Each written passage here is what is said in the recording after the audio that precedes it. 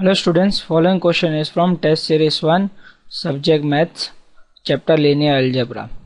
Question is asked for 1 mark. Question if A, B, C, D are non-singular matrix such that A, B, C, D equal to I, then C inverse is equal to dash. Option A is A inverse times B inverse times D inverse. Option B is A, B, D. Option C is D, A, B.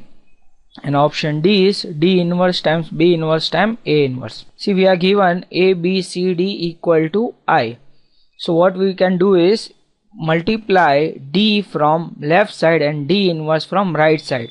So what we have is D A, B, C, D times D inverse equal to D I D inverse. So this D times D inverse gets converted to I, and this we can write it as D times D inverse.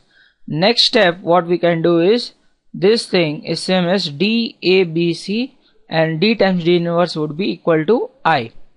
Now in next step, what we do is multiply by C inverse from right side on both the sides. So what we get is D A B C times C inverse equal to I times C inverse. This part would be equal to I, which would same be as D A B, and here we will get C inverse. So the value of C inverse is equal to D A B, that is our option C. Thank you.